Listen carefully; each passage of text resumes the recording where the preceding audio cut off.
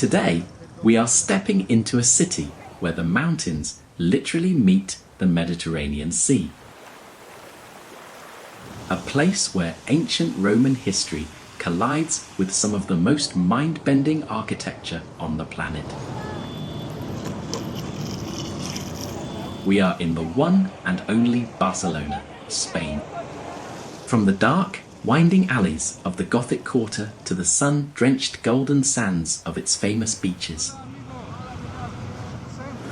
And of course, the towering, surreal masterpieces of Antoni Gaudí. I am taking you on a massive, immersive walking tour through the very heart of the Catalan capital. We will dive into the history and the vibrant local culture and show you exactly why millions of tourists fall in love with this place every single year.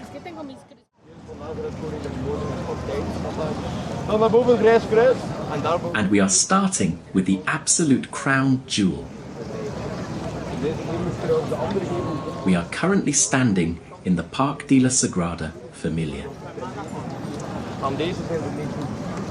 giving us this incredible, unobstructed view of the Basilica de la Sagrada Família.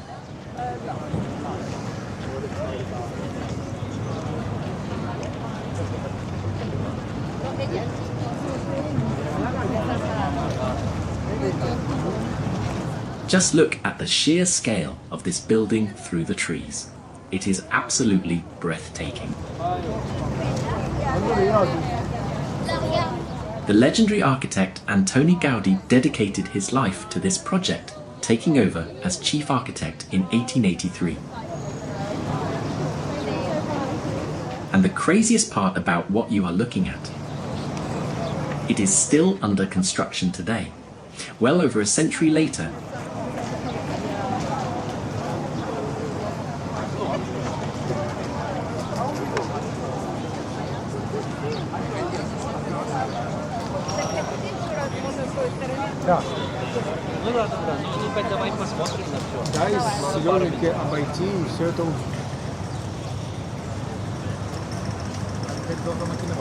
it is an expiatory temple, meaning it has been funded entirely by private donations from day one.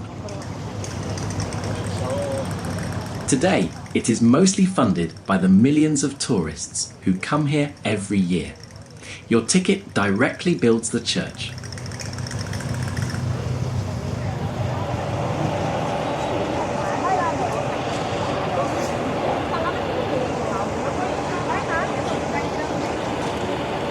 From this side, you can clearly see the Passion facade.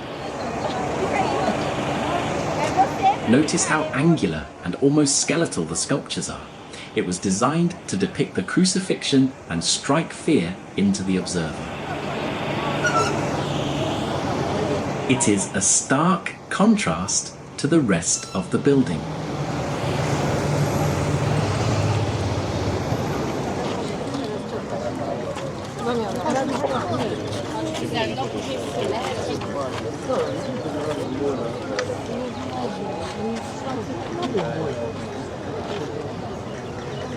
Nie, bo już słyszę, co mówi twój Grzesiek.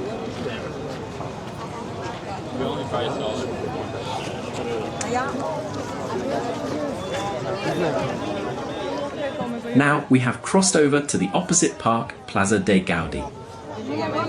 And here is the famous view from the lake.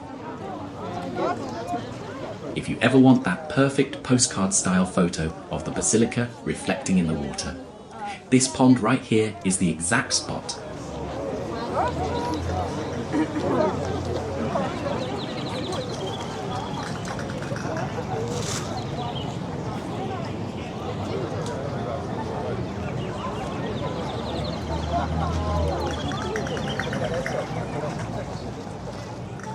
As we walk out of the park and closer to the basilica, we are now looking at the Nativity facade. This is the only facade that was nearly completed while Gaudí was still alive. Notice the incredible overflowing detail here. Every single stone tells a story from nature and scripture. Gaudí believed that there were no straight lines in nature, so there shouldn't be any in architecture. Look up at those towering spires. When the basilica is finally finished, there will be 18 towers in total. 12 for the apostles, 4 for the evangelists, 1 for the Virgin Mary, and a massive central spire for Jesus Christ. That central tower will eventually make this the tallest church building in the entire world. But Gaudí made a strict rule. The final tower must be exactly 1 metre shorter than Montjuic Hill.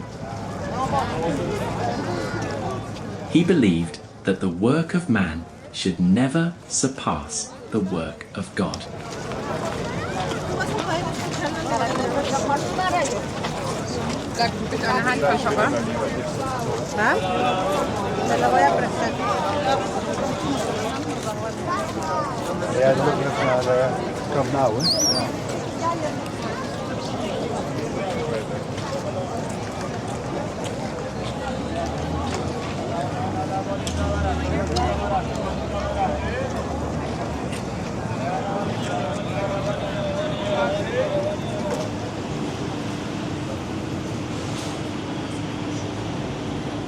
We are up on the street level now, walking right alongside the perimeter.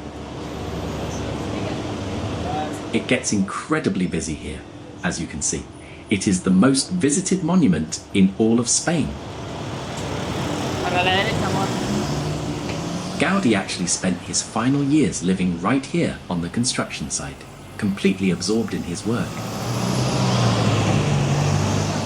Tragically, he died in 1926 after being hit by a tram just a few blocks away. And during the Spanish Civil War, anarchists broke in and smashed his original plaster models. Architects had to painstakingly piece the fragments back together just to figure out his vision. Let's head toward the entrance. It is time to go inside.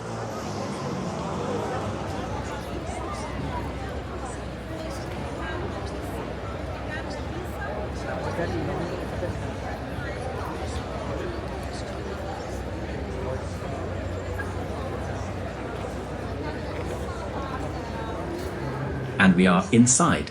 Nothing can truly prepare you for this. The exterior is breathtaking, but the interior, it literally feels like you have walked into a magical kaleidoscope forest.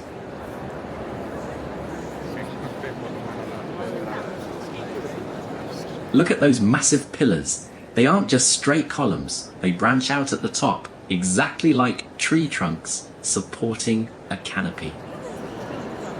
This is Gaudí's biomimicry at its absolute finest. And then there is the light. The stained glass windows are completely intentional in their placement and colour. On the east side, where the sun rises, you have cool blues and greens, representing the morning and the start of life.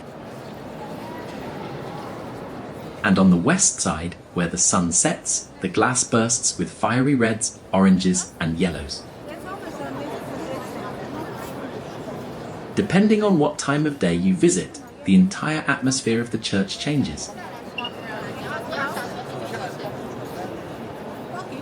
It is hard to wrap your head around the fact that this is a functioning basilica.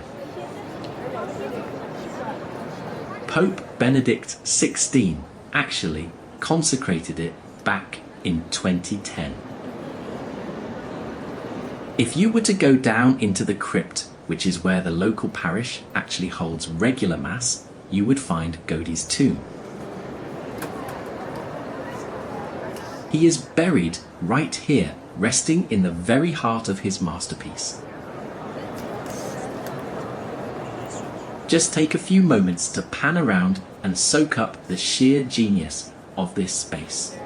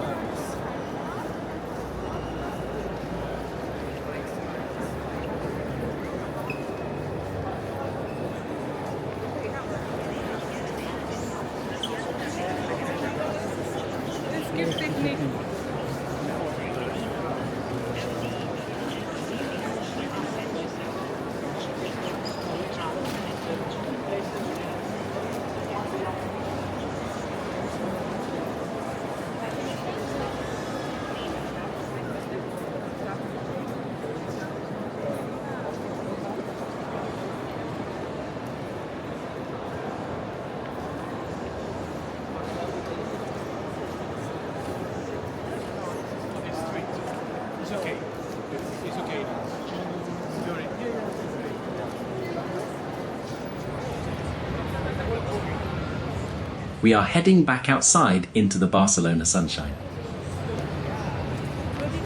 In 2026, marking the centenary of Gaudí's death, the Sagrada Família reached a major milestone with the completion of the exterior of its central tower of Jesus Christ, although the basilica as a whole is still not fully finished.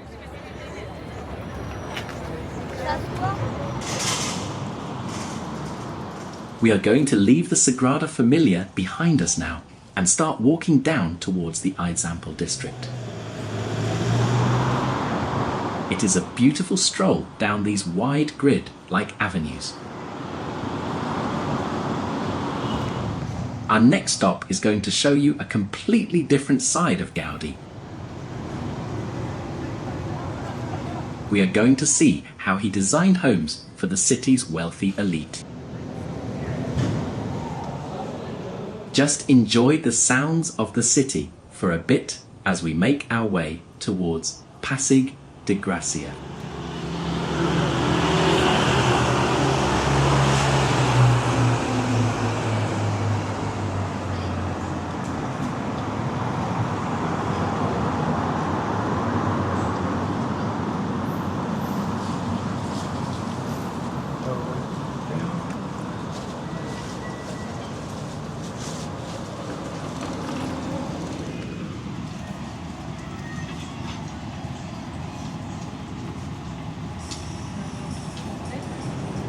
We are now coming up to the unmistakable Casa Mila. Locals actually gave this building a nickname. They call it La Pedrera, which translates to the stone quarry.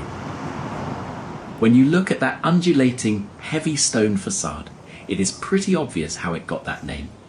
It literally looks like a mountain face carved by the wind. Antoni Gaudí built this between 1906 and 1912 for a wealthy couple, the Milas, and believe it or not, it was a massive scandal when it was unveiled. People thought it was an absolute eyesore. The city council even fined the owners because the pillars took up too much of the sidewalk. But today, it is a protected UNESCO World Heritage Site and an absolute magnet for tourists from all over the world. Take a really close look at those wild, tangled, wrought iron balconies as we walk by. They were actually made from recycled scrap metal, which was a concept way ahead of its time. And if you were to go up to the rooftop, you would be surrounded by surreal, twisting chimneys shaped like medieval knights guarding the building. It is just another prime example of how Gaudí completely refused to play by the traditional rules of architecture. Just a few blocks down Pasig de Gràcia from Casa Mila, the architecture somehow gets even wilder. We have arrived at Casa Batlló, arguably the most imaginative and colourful building Antoni Gaudí ever designed. Locals have a slightly creepy nickname for this place. They call it Casa dels Ossos, which translates to the House of Bones. Look closely at the lower levels. The stone pillars look exactly like skeletal leg bones. And those incredible wrought iron balconies jutting out above them. They heavily resemble the skulls of unfortunate victims. But despite that spooky nickname, the facade is actually incredibly vibrant and full of life.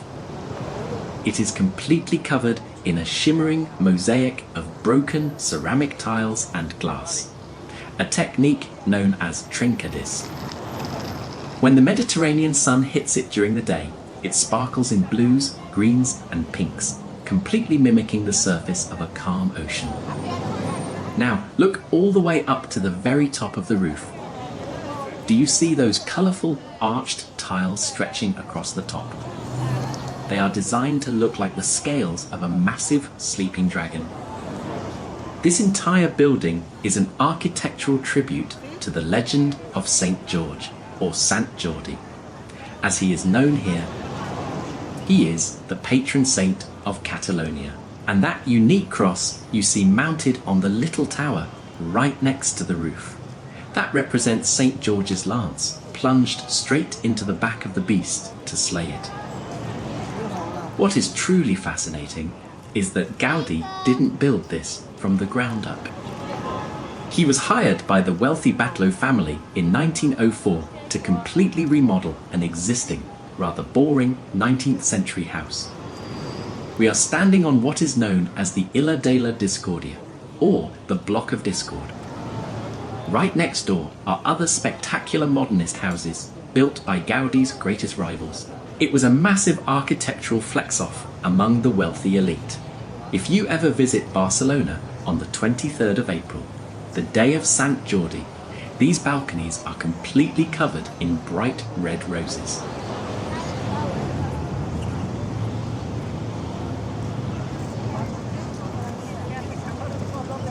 Leaving the intense, fantastical world of Gaudí behind, the city streets open up to something completely different. Right in front of us, standing proud, at the top of this wide palm-lined promenade, is the Arc de Triomphe. Now, if your mind instantly goes to the famous arch in Paris, this one has a very different backstory. While most triumphal arches around the world were built to celebrate bloody military victories and conquests, Barcelona's arch was actually built with a purely welcoming civilian purpose. It was constructed as the grand main gateway for the 1888 Universal Exhibition, a massive World's Fair hosted right here. Notice the striking red brickwork and the beautiful sculptural details. It is designed in what is called the Neo-Mudar style, which is heavily inspired by Spain's Moorish architectural history. Take a look at the vibe on this stretch, the Paseo de Luis companies. It is always buzzing with this incredible, relaxed energy. You have got street musicians playing, artists, roller skaters effortlessly weaving through the crowds. It is just a fantastic, wide-open space where tourists and locals seamlessly blend together to soak up the glorious Spanish sunshine.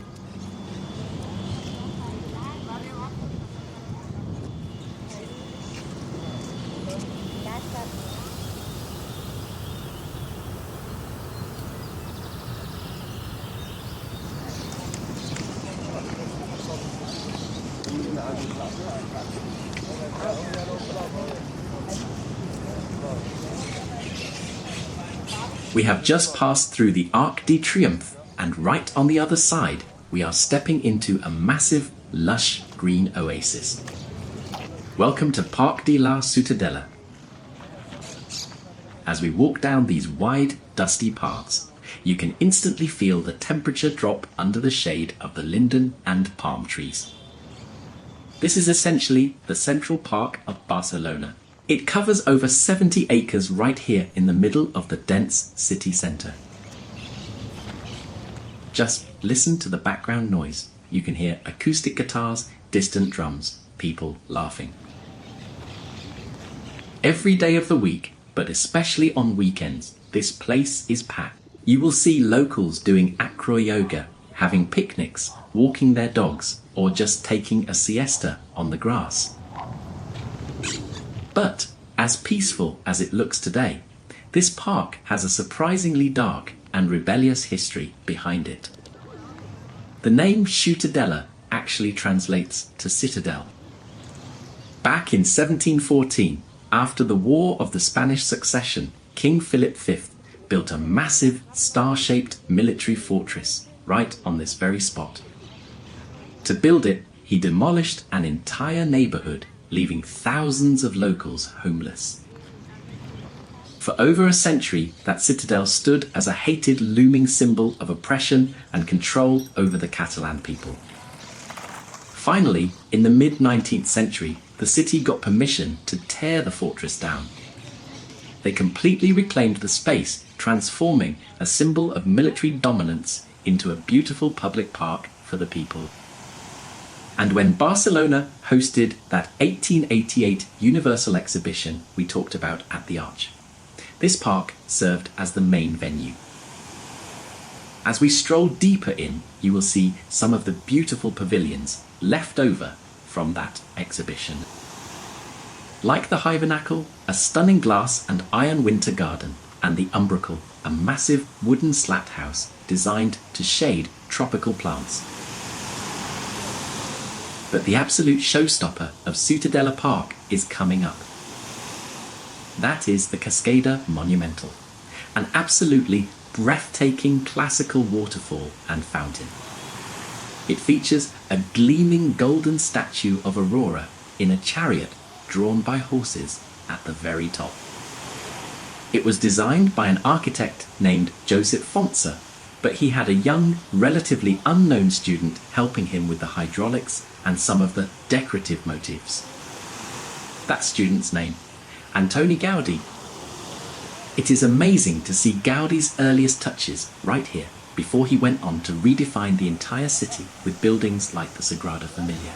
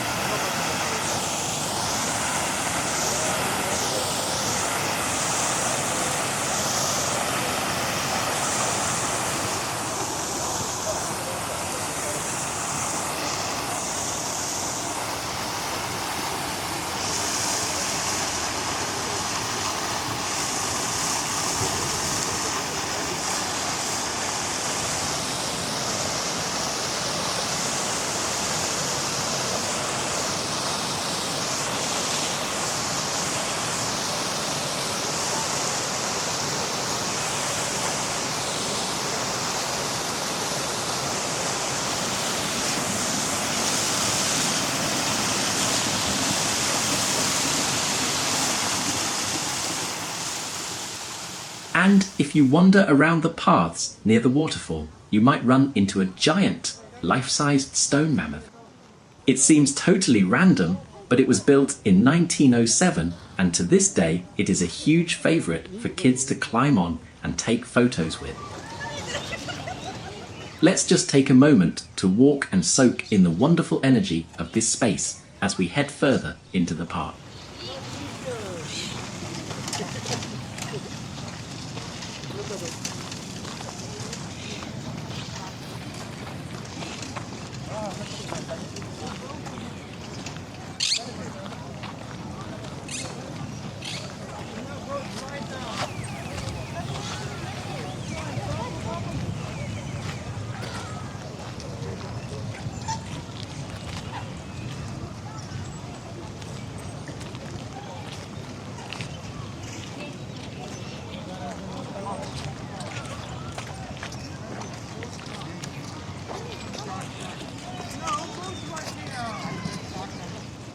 Right in the centre of the park, we have reached my absolute favourite spot, the lake. And you can see all those little wooden rowboats out on the water. This is such a classic, must-do activity here. You can rent one of these boats by the half hour, exactly as we did. It is incredibly peaceful. You row yourself around a little island in the middle of the lake, completely surrounded by these gorgeous weeping willows. You will have ducks, geese, and maybe even some turtles swimming right up alongside your boat while you paddle. After walking miles and miles around Barcelona's hard pavements all day, honestly, just sitting down, floating on the water, and drifting under the Spanish sun is the perfect way to recharge your batteries. I highly recommend grabbing a boat if you visit. It is affordable, romantic, and just a lot of fun.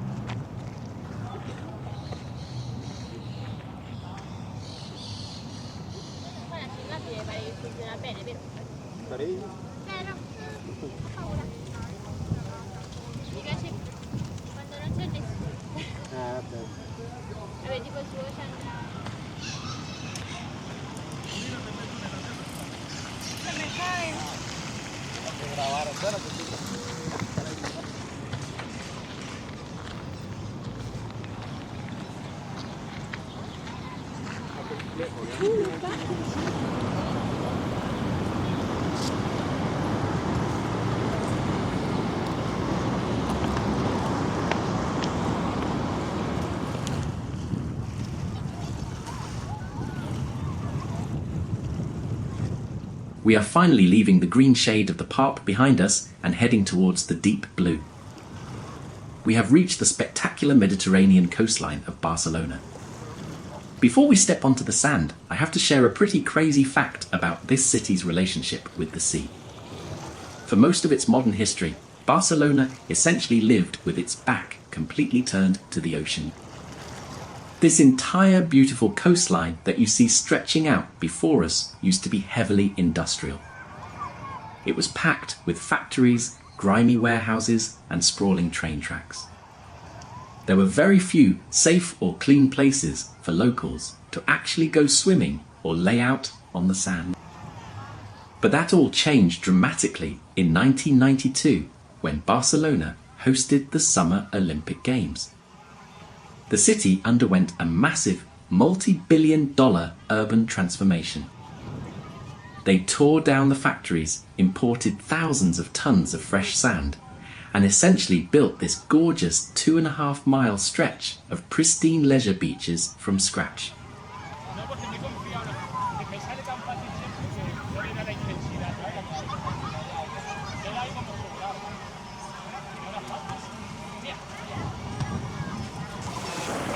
And the first spot we are hitting on our coastal walk today is Bogatell Beach. As you can see looking around, Bogatell has a much more relaxed, laid-back vibe. It is generally favoured by locals, older couples and families rather than the heavy tourist party crowds. Because of that, it is usually a bit quieter and you don't get quite as many promoters trying to sell you drinks or massages while you are just trying to sunbathe. Just look at this wide sweeping stretch of golden sand. It is incredibly clean and the water in this section is usually quite clear.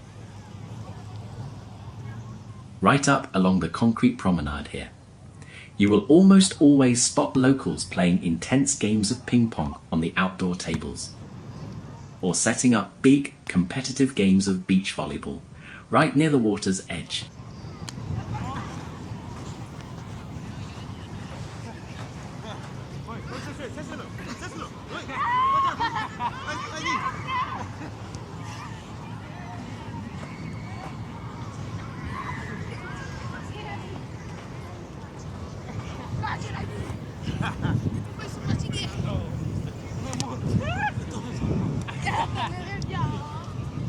We are going to keep walking south right along the waterfront.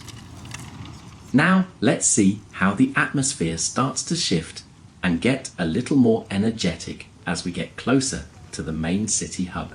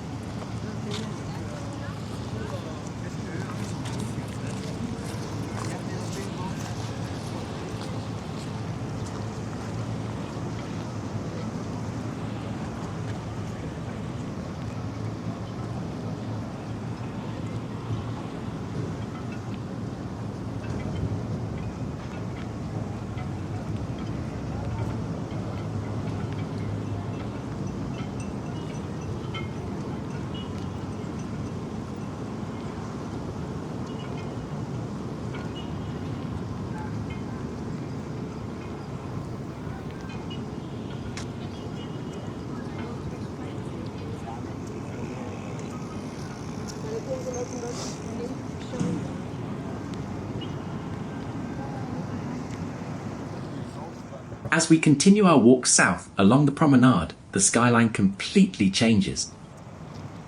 You can see those two massive skyscrapers looming ahead of us. Those are the Mapfre Tower and the Hotel Arts, and they mark the beginning of Somorrostro Beach. Today, this specific stretch of sand is synonymous with luxury and high-end nightlife. Right beneath those towers, along the boardwalk, you will find the Casino of Barcelona. and some of the most famous exclusive nightclubs in all of Europe, like Opium and Pacha. During the day, it is a beautiful, well-kept beach. But the history beneath this sand is incredibly heavy, and it is a massive contrast to the wealth you see here today. For the first half of the 20th century, Somorrostro was actually a massive, sprawling shanty town. It was home to upwards of 15,000 of Barcelona's poorest residents, including a very large Romani community. People here lived in makeshift huts built right on the beach, constantly battling the elements and the tide, with absolutely no running water or electricity. Despite the immense poverty, it was a place of incredible cultural richness, especially for flamenco music and dance. In fact, one of the greatest flamenco dancers in history, Carmen Amaya, was born right here in the Somorrostro shantytown. So, what happened to it? In the 1960s, the Spanish dictator Francisco Franco planned a visit to Barcelona to observe a naval demonstration. Because the shantytown was considered an eyesore by the regime, the entire neighborhood was hastily demolished in 1966. The residents were packed onto buses and relocated to the far outskirts of the city, and the name Somorrostro was practically wiped from the map. For decades, this stretch was just considered part of Barceloneta Beach. But finally, in 2010, the City Council officially renamed this section back to Somorrostro Beach to honour the memory of the thousands of people who once called this sand their home. It is a really poignant reminder of how fast a city can change. From a marginalised slum to the site of the Olympic Village, and now to one of the wealthiest entertainment strips in Spain. It is a beautiful spot to walk through, but it feels completely different when you know the ghosts of its past. Let's keep following the curve of the bay right towards the most famous stretch of sand in the entire country.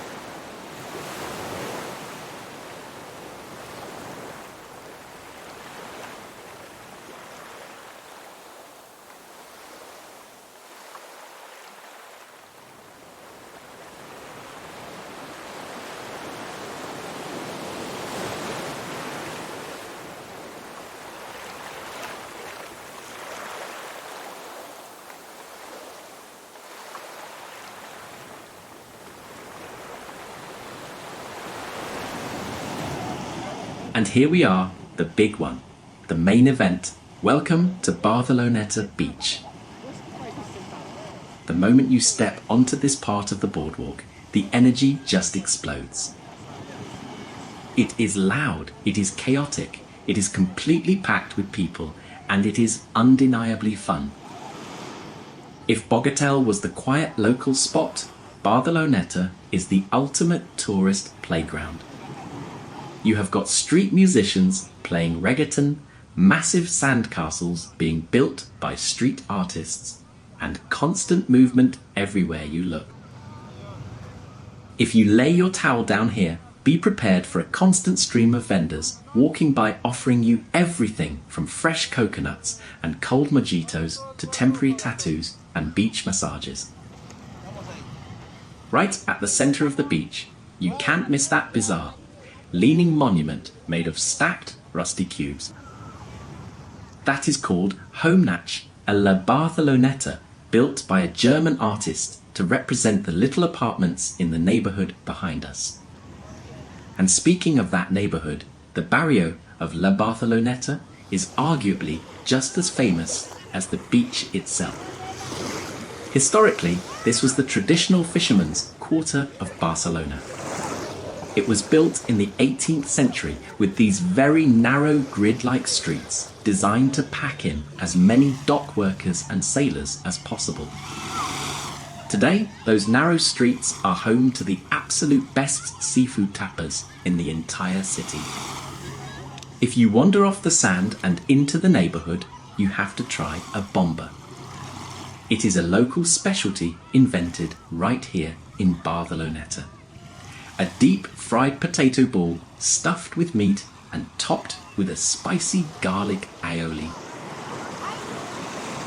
You can actually see the colourful laundry hanging off the tiny balconies in the narrow streets just a block away from the water.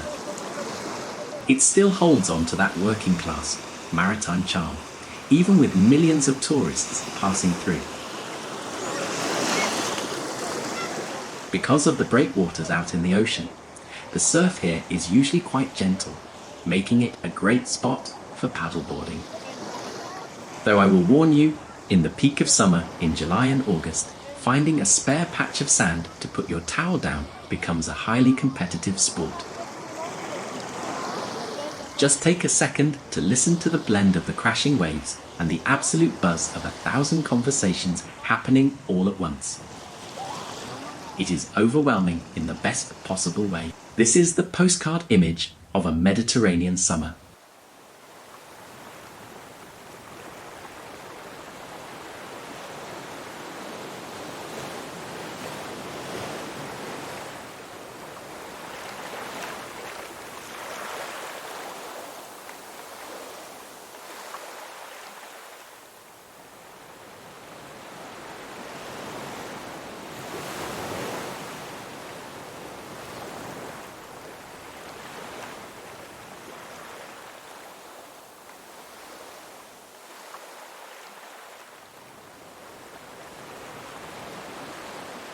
We are finally reaching the end of the line for our beach walk, arriving at Sebastian Beach.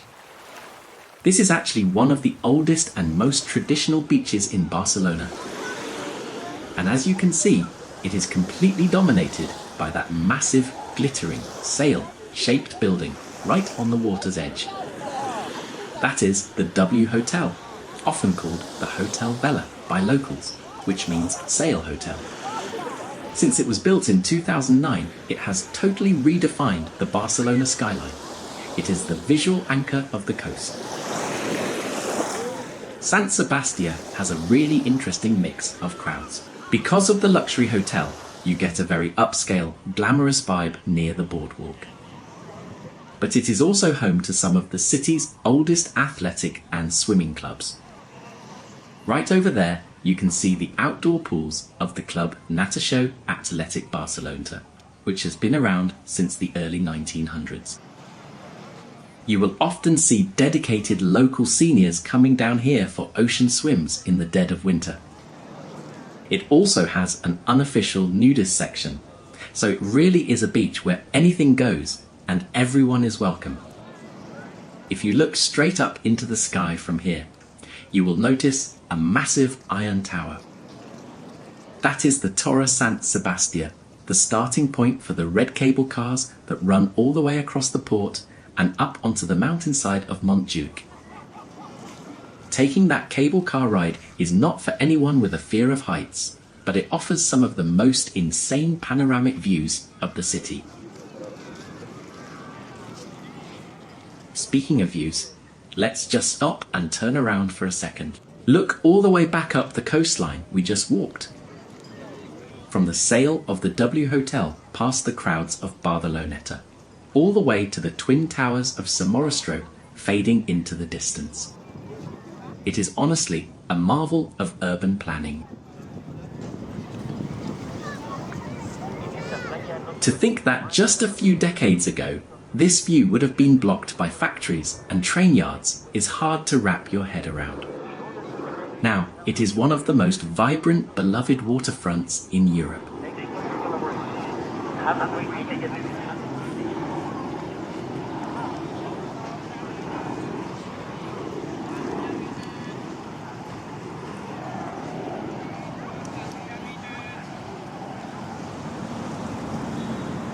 We are going to wrap around the base of the W Hotel now, leave the sand behind and step onto the concrete docks of the old port.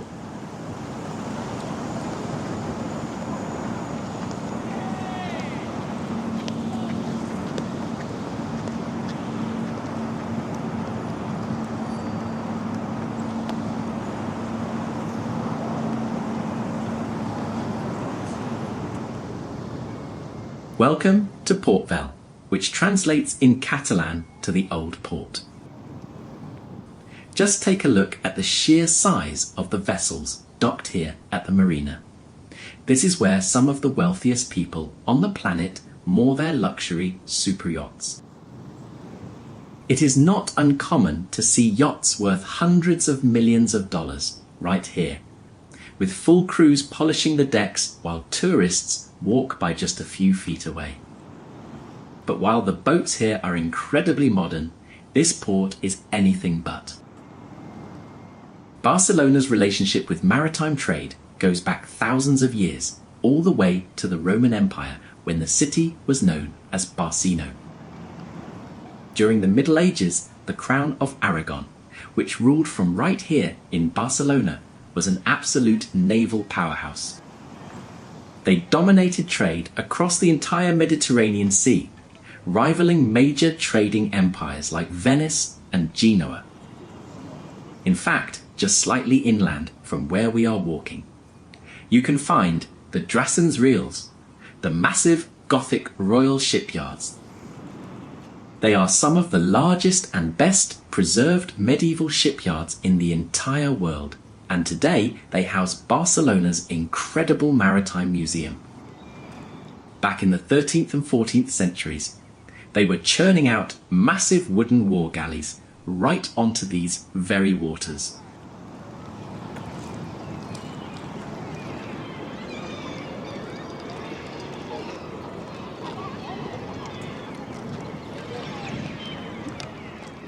Just like the beaches we just explored, Port Vell underwent a massive transformation for the 1992 Olympics. Before the 90s, this area was a rundown, neglected industrial zone filled with empty warehouses and abandoned train lines.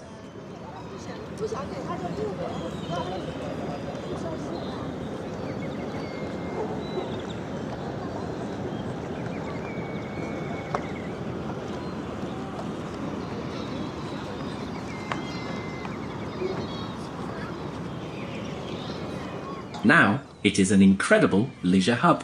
Across the water there, you can see the Mama Magnum, a massive shopping and dining complex built right out on the water. To get to it, pedestrians cross the Rambla de Mar, that beautiful, undulating wooden walkway. It is actually a swing bridge. Every now and then, it opens up to let the sailboats pass through into the inner marina.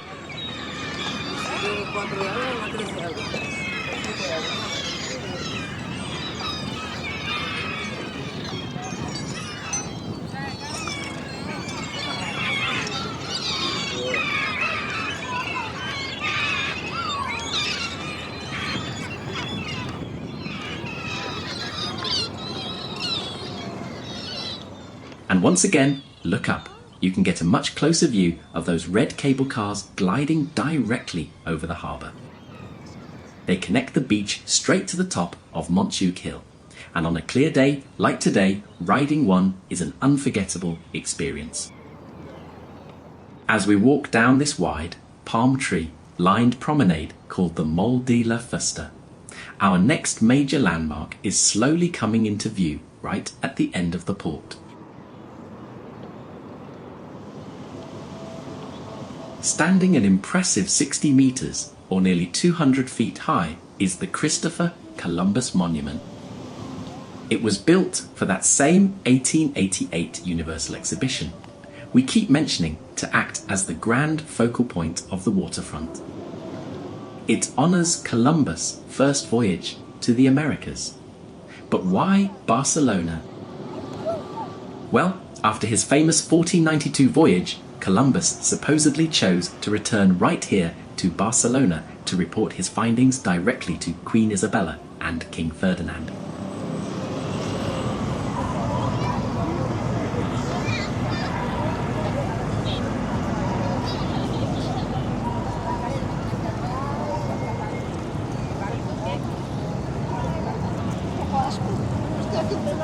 We have crossed the busy roundabout from the port and officially stepped onto La Rambla. And immediately, right at the bottom of the street, you are greeted by one of the most iconic traditions of this boulevard, the human statues. Look over to the right. That isn't a bronze sculpture. That is actually a performer known as El Angel de la Rambla. The level of detail in the costume, the perfectly painted metallic skin, the massive wings, and the ability to stay completely motionless for minutes on end without even blinking is just incredible. And just a few steps up, we have another fantastic one, Galileo Galilei himself, complete with his vintage telescope and astronomical charts. These performers are highly regulated by the city. If you drop a coin in their bucket, they will break character, give you a bow, or do a little mechanical performance.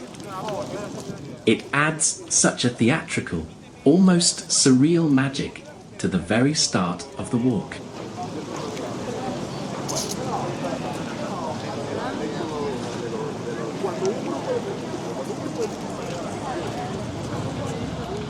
So, what exactly is La Rambla? It is a beautiful 1.2 kilometre long tree-lined pedestrian boulevard that acts as the main artery cutting right through the centre of the old city. It connects the Columbus Monument behind us all the way up to Plaça de Catalunya.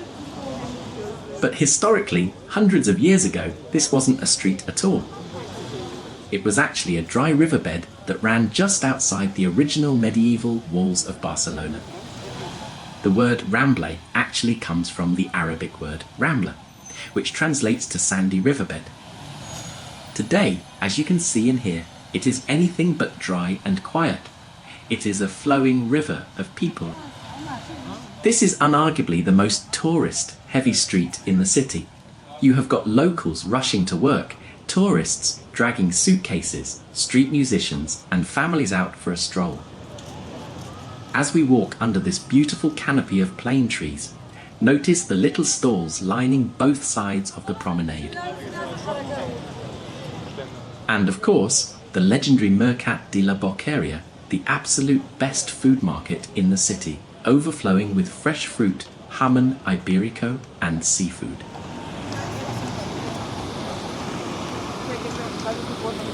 La Rambla is loud, it is highly commercialized, and yes, it is a bit of a tourist trap. But you simply cannot say you have visited Barcelona without taking this walk and soaking in the chaos. Let's just enjoy the shade of the trees and the hum of the crowd as we continue our way up towards the main square.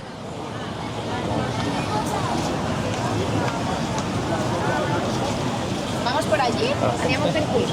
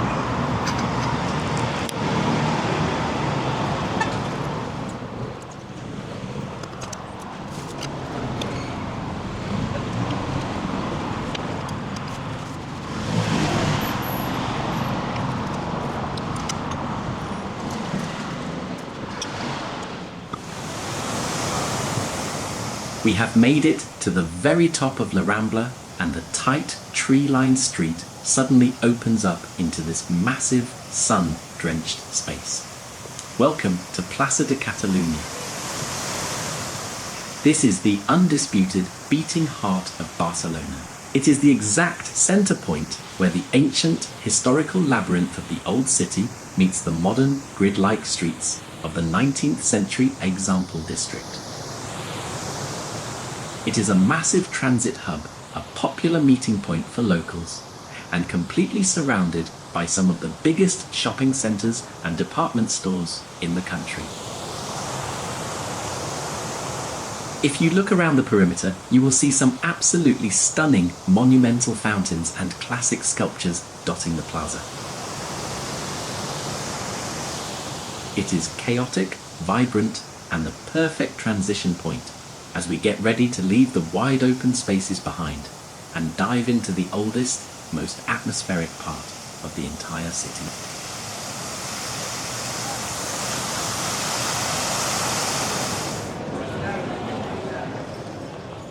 We are stepping completely out of the modern world, now leaving the bright, wide open space of Plaça de Catalunya behind.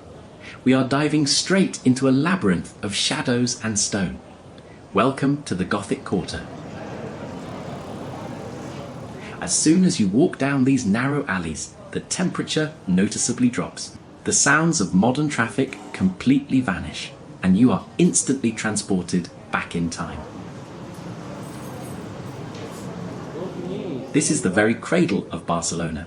It is the oldest and, in my opinion, the most enchanting neighbourhood in the entire city. Long before Gaudí and his modernist mansions, and long before the tourist beaches were built, this area was a Roman colony named Barcino, founded over 2,000 years ago by Emperor Augustus. If you know exactly where to look as you wander, you can still find parts of the ancient Roman walls completely integrated into the medieval buildings around us. There are even towering Roman columns from the original temple of Augustus hidden away inside a tiny medieval courtyard, not far from here.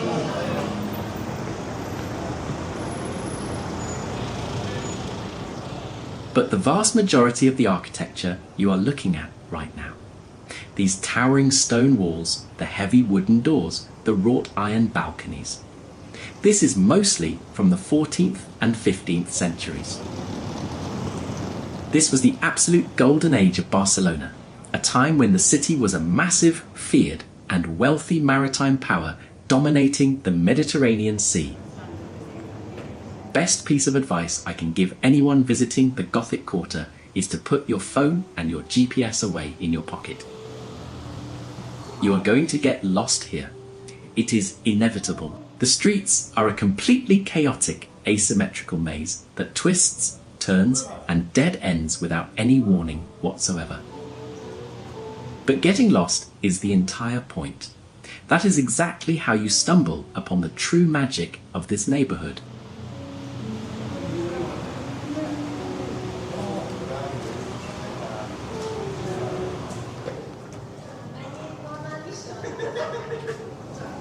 Just up ahead, the narrow streets momentarily open up to reveal an absolute explosion of colour that heavily contrasts with the dark Gothic stone.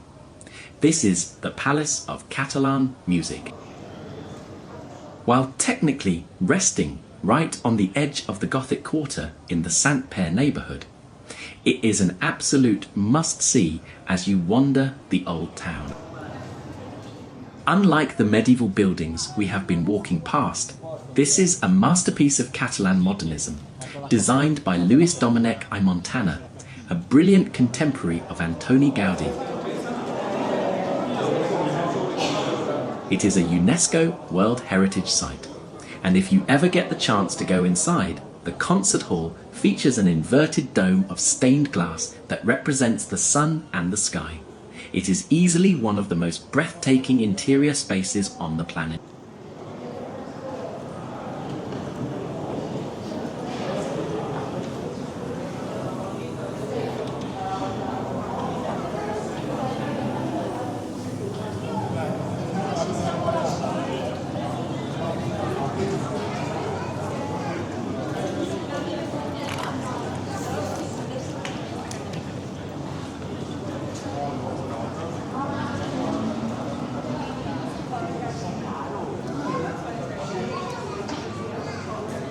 Diving back into the medieval maze and walking a bit further south, We are about to step out of a very dark, narrow alleyway into a burst of absolute elegance. Welcome to Plaça Real, or the Royal Square.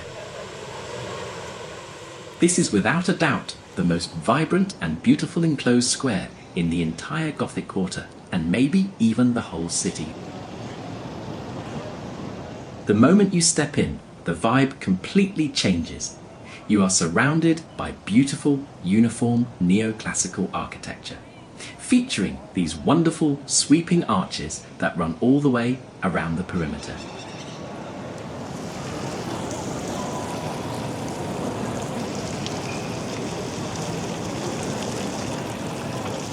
And towering over the centre of the square are these massive, elegant palm trees that give the whole area a distinctly tropical, relaxed Mediterranean feel.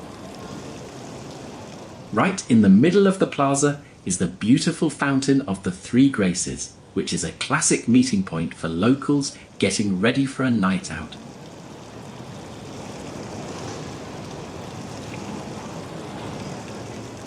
But here is a fantastic hidden detail for you. Look closely at the two massive, ornate lampposts sitting right next to the fountain. Notice the helmets and the coiled dragons on them.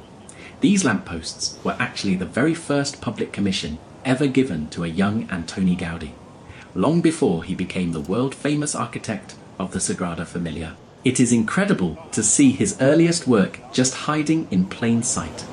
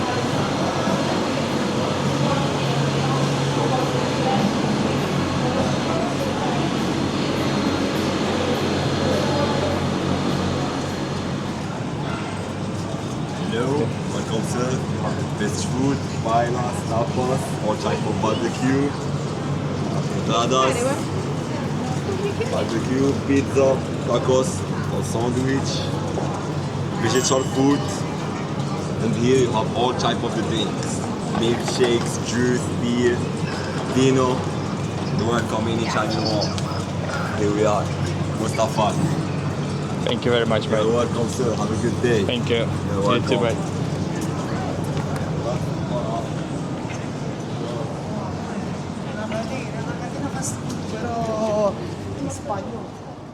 We are leaving the palm trees behind and walking over to another major square, but this one has a completely different, much more serious energy. This is Plaça Sant Jaume. While Plaça Real is the centre of nightlife, this wide, open square is the undisputed political heart of Barcelona and of the entire Catalonia region. We are standing on what used to be the original Roman Forum, the exact spot where the two main roads of the ancient city of Barcelona intersected. Today, it is flanked by two incredibly important, heavily guarded buildings facing each other. On one side, you have the Ajuntament de Barcelona, which is the city hall, and directly across from it is the seat of the Catalan government.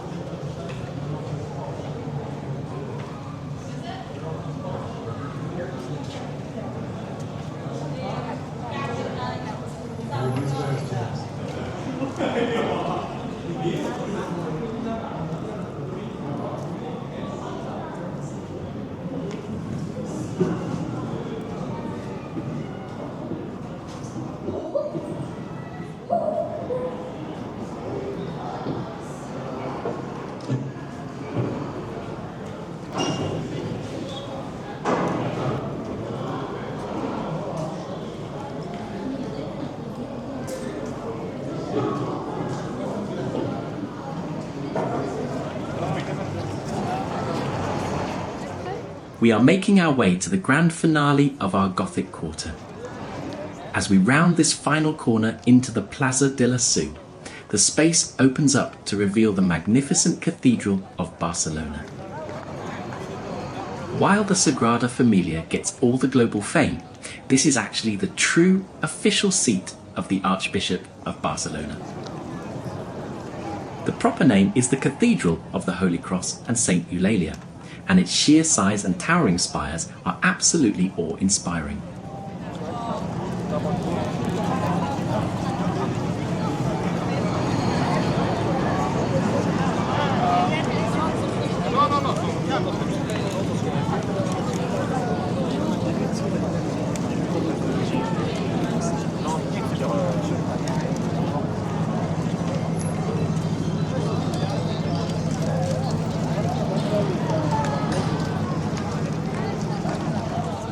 Interestingly, while the massive, cavernous building itself dates back to the 13th to 15th centuries, the incredibly ornate, gargoyle-covered facade you see right in front of us is much newer.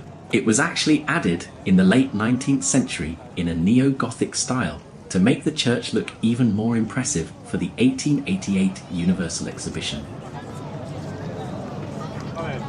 Look up at the incredible stonework, the level of detail in the arched doorways, and the statues of saints watching over the square is just magnificent.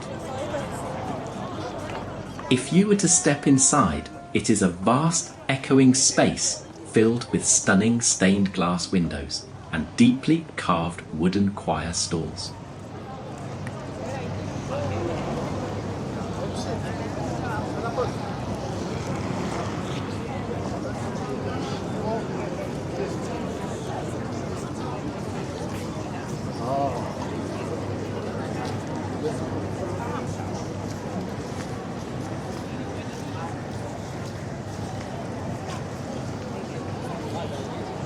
Marca la ubicación, pero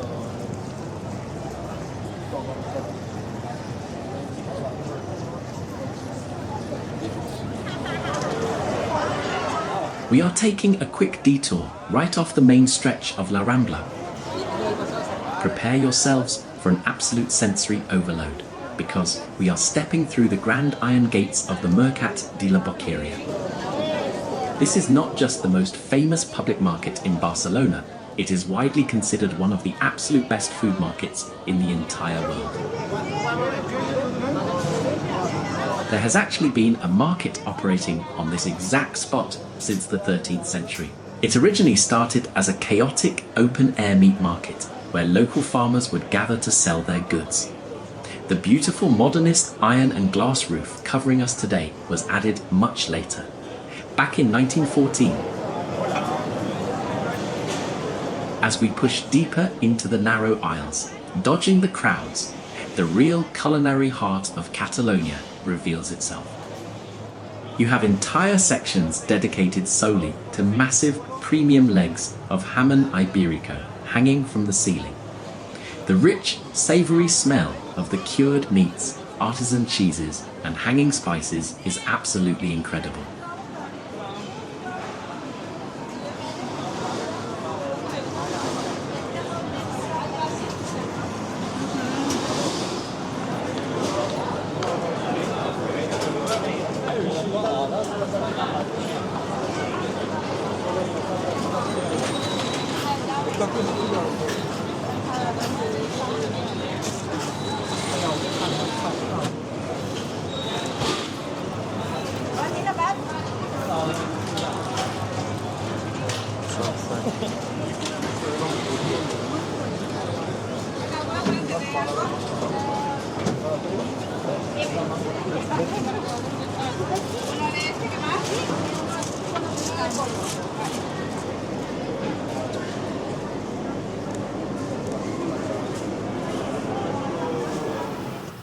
We have taken a bit of a trip away from the city centre, winding our way up the hills to the Carmel neighbourhood. Welcome to the surreal, magical world of Park Güell. This is yet another brilliant creation by Antoni Gaudí, but it has a surprising backstory. It was originally intended to be a highly exclusive luxury housing estate commissioned back in 1900. The housing project itself was actually a commercial failure, but thankfully for us, the city eventually stepped in and converted it into this incredible public park. Walking in here feels exactly like you have stepped straight into a fairy tale. Looking over those gingerbread roofs, you get what is unarguably one of the most legendary, sweeping panoramic views of the entire Barcelona skyline, stretching all the way down to the Mediterranean Sea.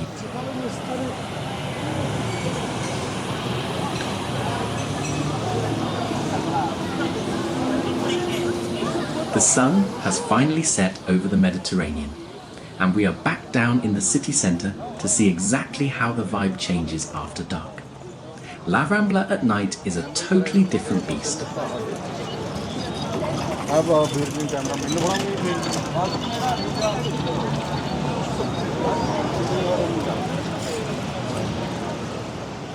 The vintage streetlights cast a warm golden glow through the canopy of the plane trees. The hurried daytime commuters are gone, replaced by a much more relaxed crowd out for an evening stroll.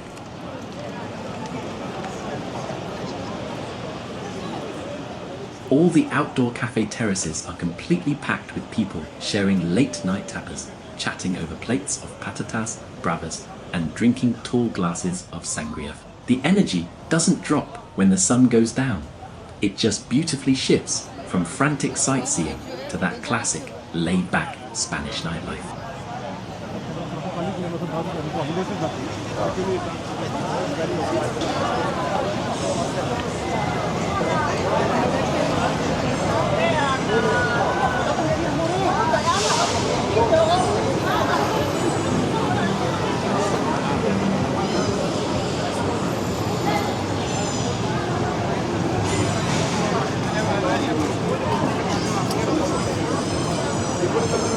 Yo no le hablo a nadie más. Hola,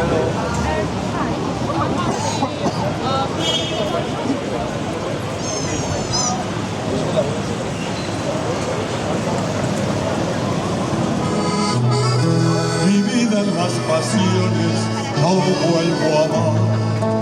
Me hagan crueles corazones, no vuelvo a amar.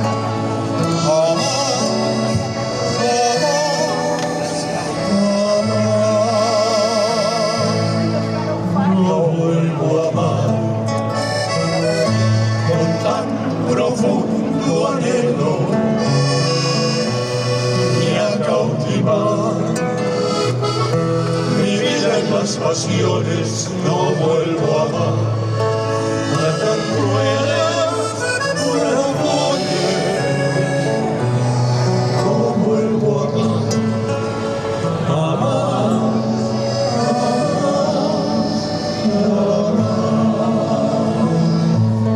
Porque el amor es una ave pasajera.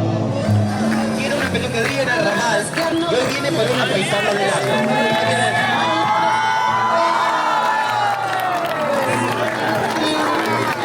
y voló, así sin más.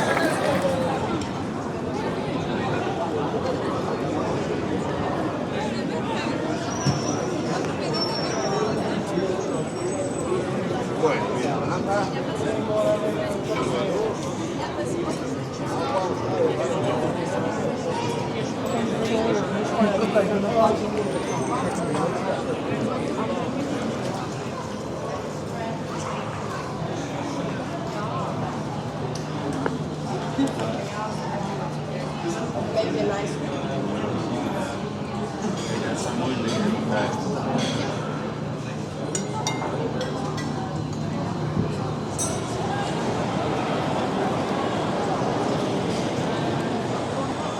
And just a short walk away through the winding alleys, we are dipping back into the Royal Square. Remember how elegant and relaxed it felt under the palm trees during the day.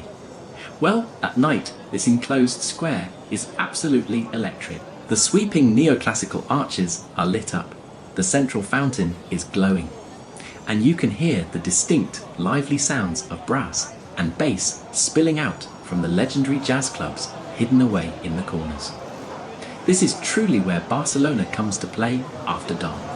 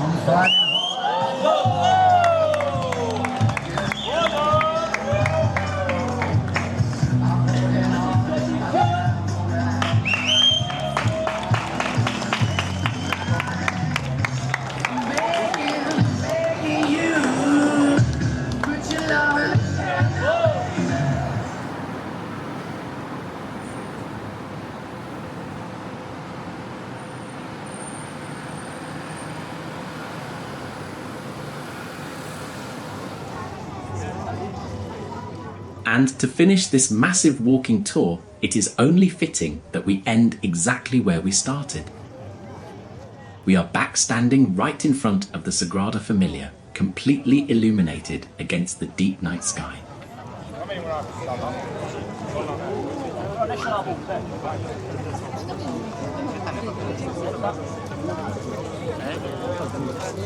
Thank you so much for exploring the winding medieval streets, the sunny beaches, and the incredible history of Barcelona with me today. If you enjoyed walking alongside me, please make sure to hit that like button, subscribe to the channel so you don't miss our next adventure, and let me know down in the comments where in the world we should travel to next. Until then, stay curious, keep exploring, and I will see you in the next city.